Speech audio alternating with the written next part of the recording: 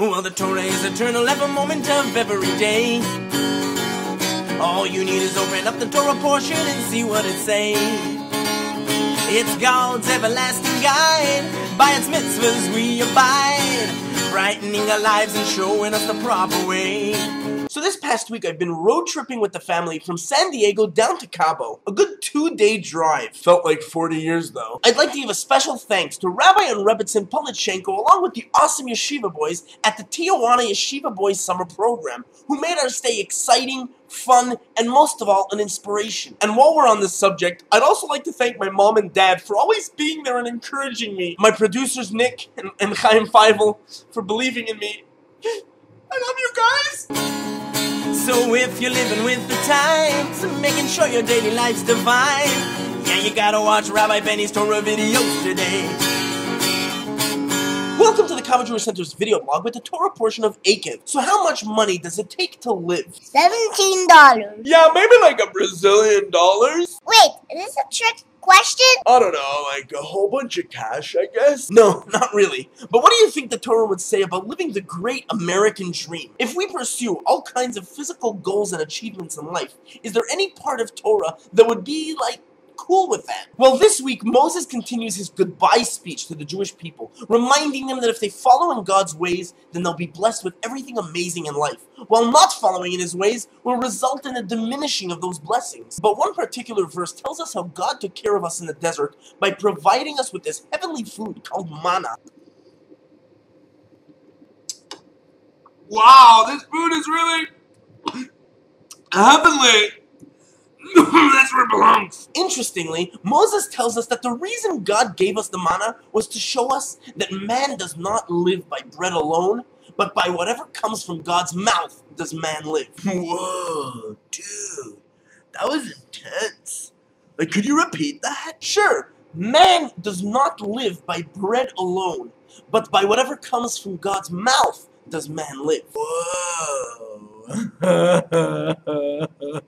Now you're probably gonna ask, what on earth could that possibly mean? No, I was actually gonna ask you if you can, like, repeat it one more time, man. Like, is the Torah actually telling us that we don't survive on bread? I mean, does the Torah want to see what happens when I don't get my breakfast? But Rabbi Isaac Luria, the Holy Ari, gives an entirely different perspective. He reads it from left to right. His question is, how is it possible that we, the most elite of all the creatures, must depend on shallow, physical, doughy matter in order to continue existing? Aren't we of the highest breed in creation? What? Could God have possibly made us so dependent on such petty nonsense, such as bread and flesh for sustenance? Shouldn't we be sustained by more spiritual things? And that's exactly where this chunk of Torah comes into play. Indeed, it's not the physical dough of the bread that gives nourishment to our lives. Perhaps it nourishes our physical bodies, but we don't live by bread alone. It's the divine energies flowing through that morsel of bread which rejuvenate our souls and bring life to our frail spirit. Our physical bodies may depend on physical sustenance, but our lives, the true essence of our being, depends on much loftier nourishment. You know, the dream that's been engraved into the hearts and minds of so many people nowadays is one that focuses on the best that physical life has to offer. The great American dream. But why is it that so many people who've made it in life and have everything that you could possibly wish for are still left unhappy and searching for more? All the private yachts, fancy cars, dream homes, and overflowing bank accounts,